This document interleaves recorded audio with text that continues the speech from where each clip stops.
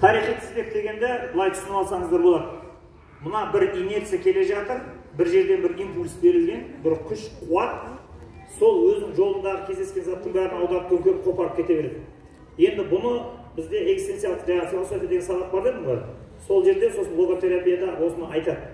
Яғни адам тарихи үзбекте емес, тізбекте өмір сүреді негізінде деп.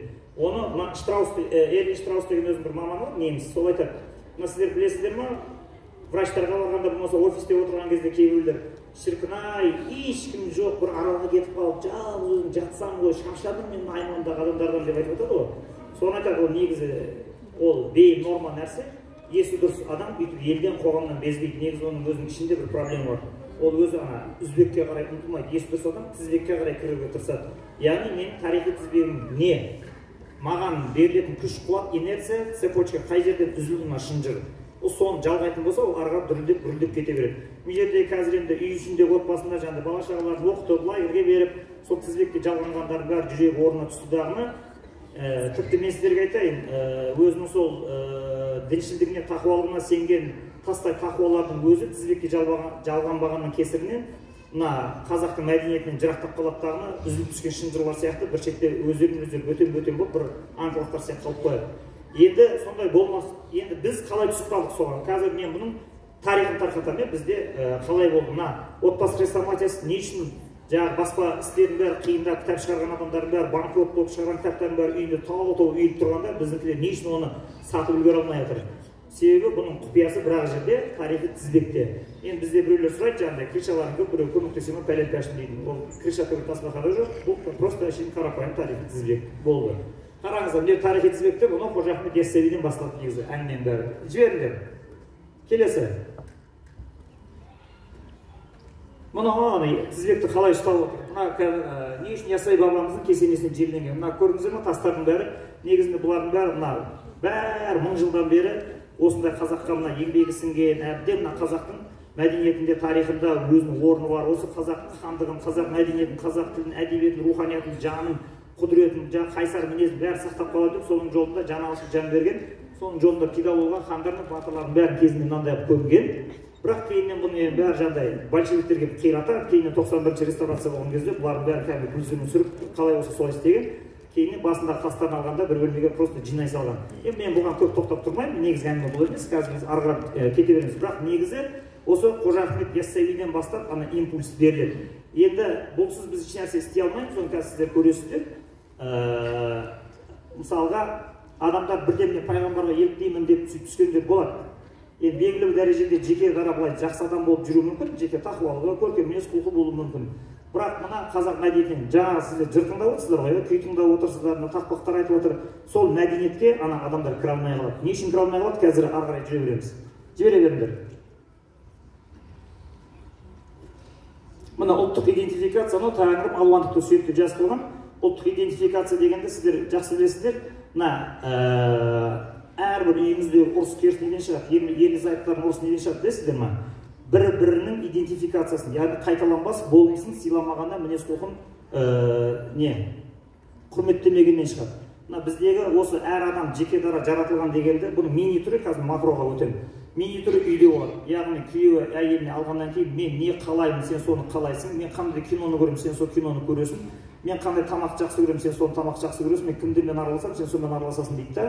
Ана өзінің идентификациясына, өзінің юникнесіне айтады, қайталанбайды уникальность деген, ол қайталанбас даралығына екінші бір құдай бөлек дара қылып жаратқан басқа бір семьяда тәрбиеленген әйелді ана өзінің қалыбына құйған кезде семьяда шаңырақ шайқалақтағаны біраздан кейін төбелес басталады, түбі разводпен аяқталады. Енді оны баласына да қолданады. Баласына да өз бетінше армандаушы болма, біз қандай мамандықты таңдаймыз, біз қандай ортамен араласамыз, соның бәрін сен осы біздің істегенімізбен жүресің дейді да, өздері оқуларына тығады. Ал енді идентификация деген көрдіңіздер ма? Мына біздің қарсыласып төбелесіп шыққан себебіміз дәл қазір.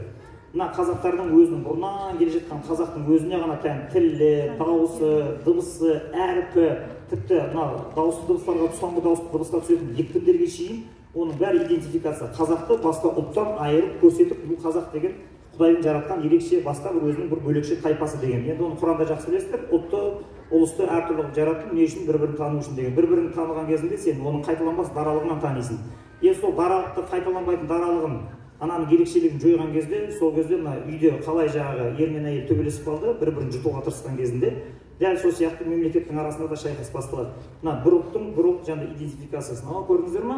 Тәңірім алуандықты сүйеді дейді. Яғни Алла тағала кез келген адамды жаратқан кезінде алуан, біреуіне ұқсамайтынын жаратады. Ол өмір сонымен тіршілік, сонымен қызық болады. Біреу-біреуге көзсіз еліктеген кезде, біреу-біреуді көзсіз қайталаған кезде, оның даралығы кетеді, соответственно, оның болмысы сол жерден өледі, бітеді шаруасы.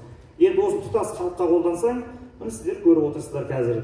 Қазақтар мына мәдени майданда жеңіліске ұшырады дағыны, мына жаппай орыс мектебіне балдарын беріп, ең аяғында әжептәуір қазақ мектебін бітірген дегендердің өзі, қыздар әсіресе, мына қазір көп біз кітапқа автограф қойған кезде көп білесің, көптеген қазақ ата-аналар уже қазақша бұрыннан келе жатқан тарихи мәні бар, маңызы бар қыздың есімдерін қыздарына қоймайды.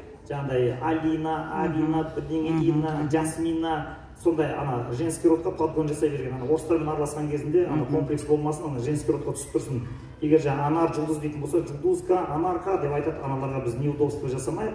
Ана орыс тілді орта рахаттанып айтып жүрсін деп, өзінің болмысын өзі өлтіріп, аналарға жұтылған түрі ол. Енді оның қарапайым түрі екі тілде де қолданылады. Бұл жерде бір қыз тұр, мен онымен алғаш танысқан кезде атын кім деп едім, атын Дана деді. Сенің атын Дана емес, сенің атын Дана. Еттім, соны дауыстыра сөйледі. Өткенде Өскеменге бардым, Алтай ТВ деген канал мен шақырдым. Барып сол жерде отырып, жүргізуші, сіздің атыңыз кім десем, Гүлдана дейді. Мен айтым, жоқ, сіздің атыңыз Гүлдана емес, сіздің Гүлдана. Көрдің ба, ана орыстардан таяқ жеп отырған түрі ғой.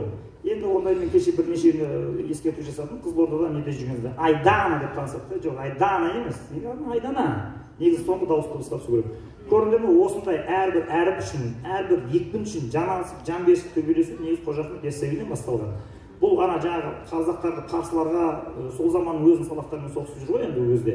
Қазақтарды көшпенді жұрттың бәрін өз идентификациясын жойып, бәрін біртекті қылуға тырысқан кезінде Қожа Ахмет Яссауи шыраққа оларға айтады: тоқтайтыңдар жігіттер, сендер мына Құдайдың алуандығын жоюға ешқандай да құқыларың жоқ. Мен бұларға Дивани Хикмет деген кітап жазып беремін. Құранның ішкі мәнін, Құранның ішінде қазыналарды, Құранның ішіне шығатын заттың бәрі бұлар өзінің ана тілінде тұтынады. Инна фи залика ла зикра лиман кана лаху қалбун деген аяттан алып алады оны. Яғни Құранның ішіндегі қойнауында қазыналардың бәрі араб тілін білетін адамға емес, кешіріп қоясыз, көкірек көзі ашылған, жүрегінде сондай бір ақ жүректік, ақ ниет, пейіл бар адамдарға ғана нәсіп болады деп бұл майданды бастайды. Көрдіңіздер ме? Енді келесін жіберіңдер. Мына бесік жыры, бағаннан бері сіздер көріп отырсыздар, қайта-қайта сахнада акцент неге қойылып жатыр? Бұл жерде бесік жырына қойылып жатыр. Ана жаңағы әрмен де беріп жатыр, Жанат Бақыттың клипін де жаңағыдай біз айтып өттік, бұл жерде кішкентай балалар да оны қайталады. Бізде сөздің арасында оны бесік жырына қойған кезінде кішкентай кезінен бастап, ана өссін деп біздің баламыз, тербетер бөпе анаңыз не деп жүрсін, қасында Әзірет Сұлтан бабамыз деп, бұны сөйтіп тербететін болған ана кішкентай кезінен бастап өздерінің рухани көсемдерін ұмытып қалмасын, бағытты солай қарап алып тұрсын деген.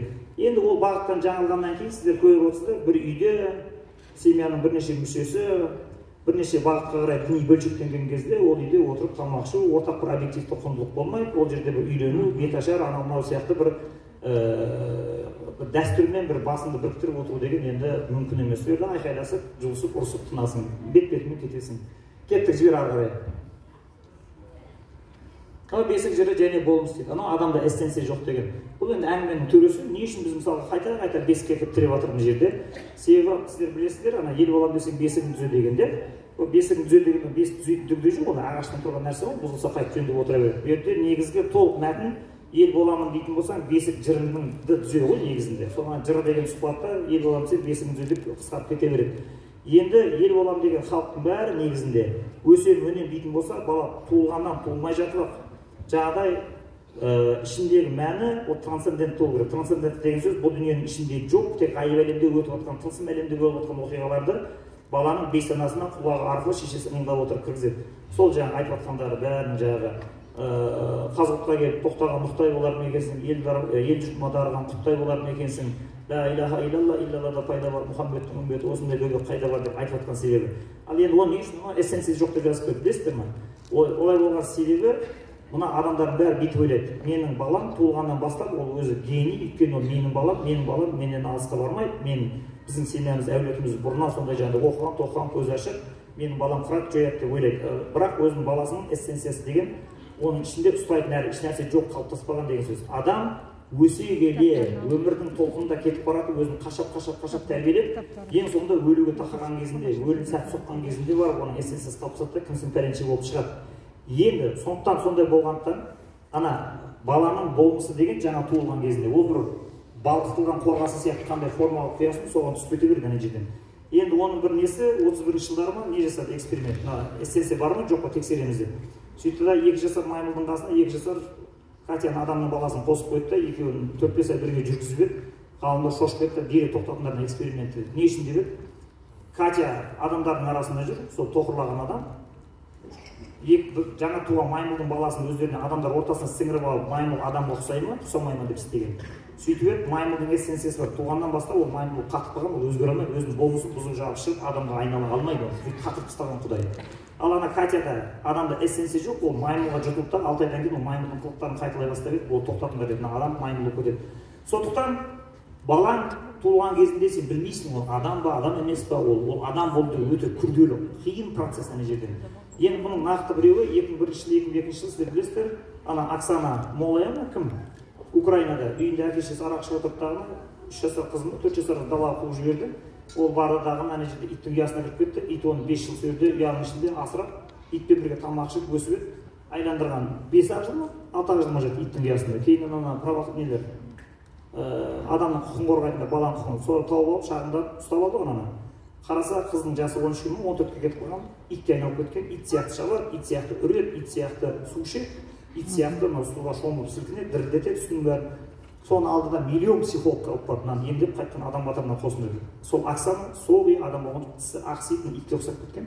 Енді қазір адам сияқты сөйлейді, оны ток-шоуларға шақырады, мамандар жұмыс істейді. Бір конзаводта ма бір жерде жылқыларға жем беріп жүр. Көрдіңдер ма, мына бесік жырына не үшін акцент қойып жатыр бағандан бері? Себебі кішкентай кезінен туғаннан бастап ана балаңа эссенциясы жоқ оның болмысына тек қана сондай трансцендентті әлемдегі құндылықтарды, образдарды туылғаннан бастап мыңылдап отырып қойып ұстамайтын болсаң, ана есейгеннен кейін анау шайқатыла бастайды. Енді қазір мына осы залда жаңа лагерьге келген кеше ғана осыдан 3 күн бұрын келген бір балдар бар. Кеше барып мен олардың отырсын тұрсын көріп шошып кеттім. Былай қарасаң, Қазақстанның өте бір сондай ақшасы көп, бай, өсіп өнген қаладан келген элитный семьяның балдары. Олардың бұндай заттар құйылмаған, 1 грамм әдеп жоқ, ана жерде айтысып тартысып бізбен отыр. 3 күннің ішінде олардың бәрін ремонттап, ішіндегі мусордың бәрін тазалап, кішкене адамға ұқсатып қойдық. Қазір енді үлкен кісі үйіне келген кезде орнатып амандасуды үйренді 3 күннің ішінде. Көрдің бе, ана эссенциясы жоқ, ана қайыққа салсаң соға балқып кете берді ана. Так, кеттік, ары қарай жіберейік.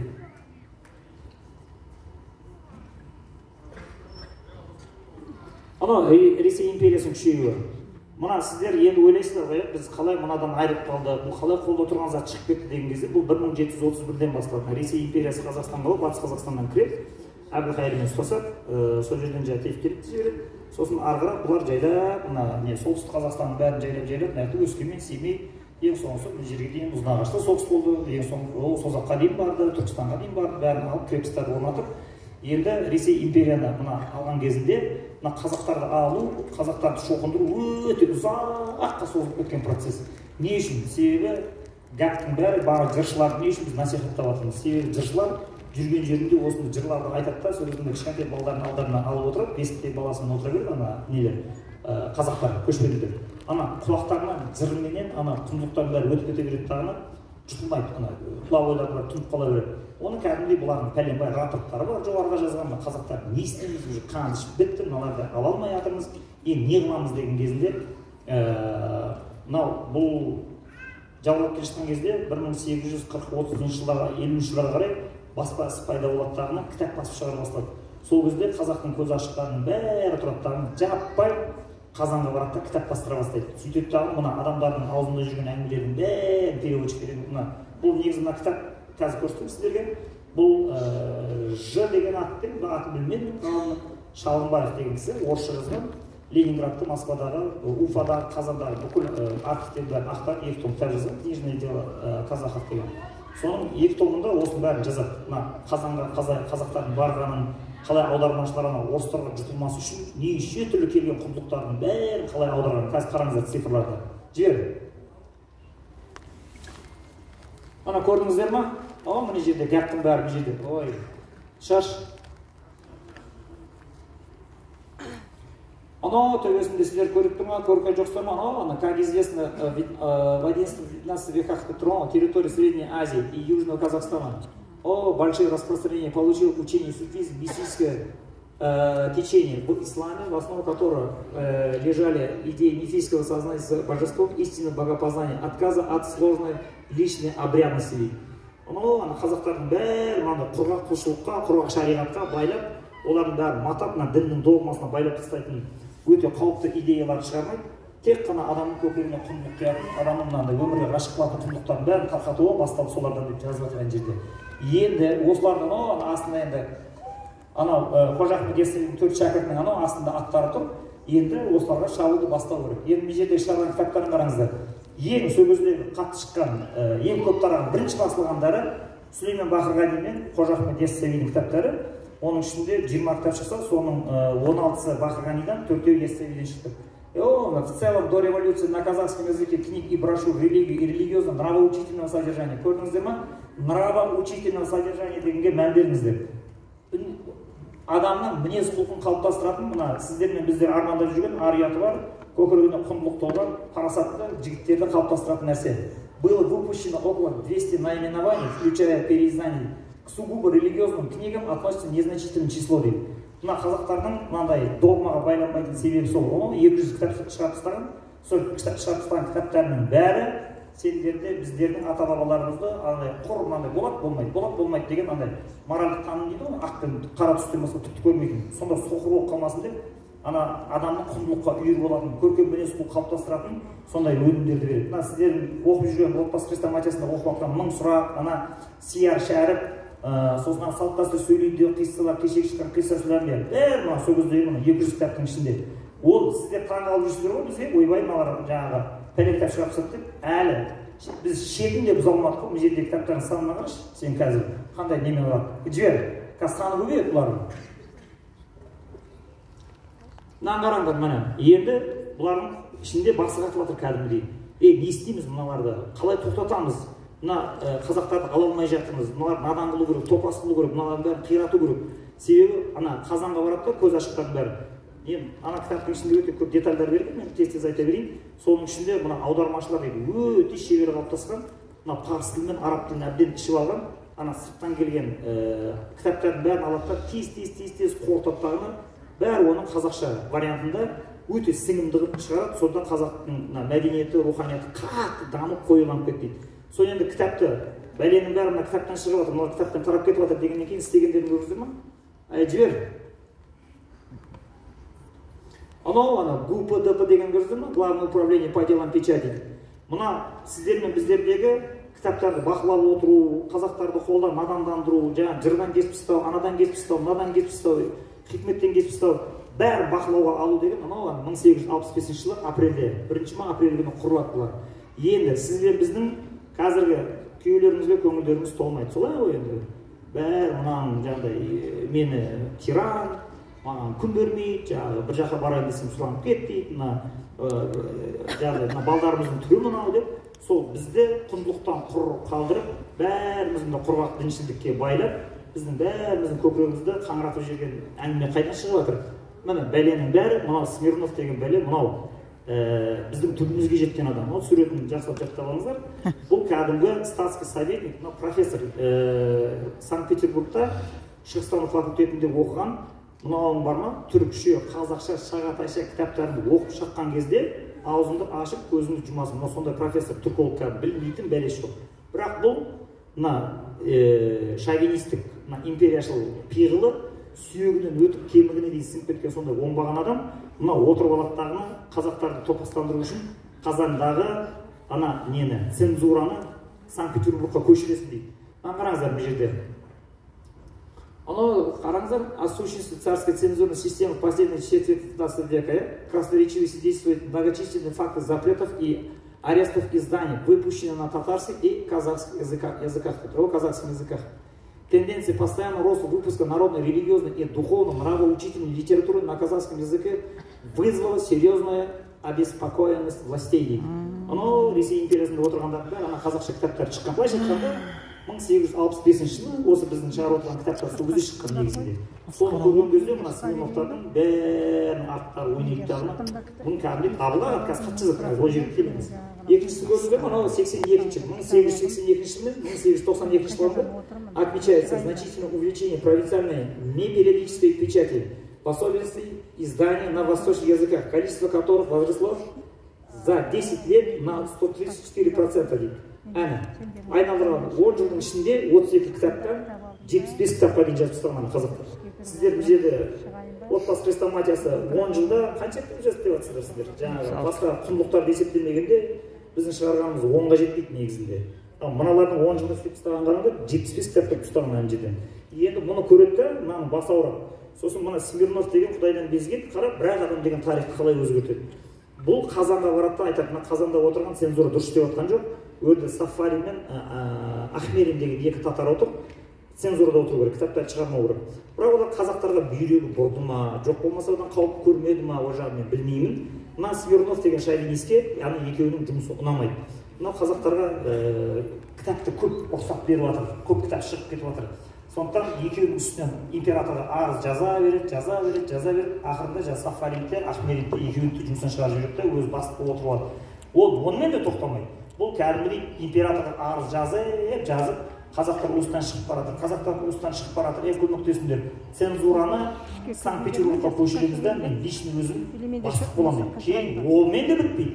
Уфа, Ташкент, Семипалатин, үш жерден тағы да үш цензура құраптағының үшеуін де бақылауға алады. Сонда сен ойлап қара, қазір сен, мен балам осылай азды, күйеуімде көңіліміз толмайды, мынандай болып жатыр, рухани бұлардың дамуы дұрыс динамикамен келе жатқан жоқ, құндылықтар жетіспей жатыр деп жатсың ғой. Сол даудың басы Дайрабайдың көк сиырынан басталды, бәленің бәрі мына Смирнов деген оңбағанның 1865 жылы апрельде бастаған ол ГУПП көрді, Главное управление жаңағы по делам печати осы жерден бастады бұлар. Кеттік ары қарай. Иә. Мынау фон Кауфман деген, сіздердің білулеріңіз керек, бұл кәдімгі Түркістан генерал-губернаторы, Ташкентте өмір сүрген адам. Ол 1876 жылы ішкі істер министріне жазған хаты. Көрдіңіздер ме жазған хаттарын оңбағанның? Анау Кауфман предлагает министру, что со стороны ГУБДБ были приняты необходимые меры для ограничения казахского книгоиздания и книгораспространения. Мынау отыраптағы, 1876 жылы хат жазып отырған жақа, Ташкентте отырып. Аналардың күшейтіндер, что-то қазақтарын күшейіп бара жатыр.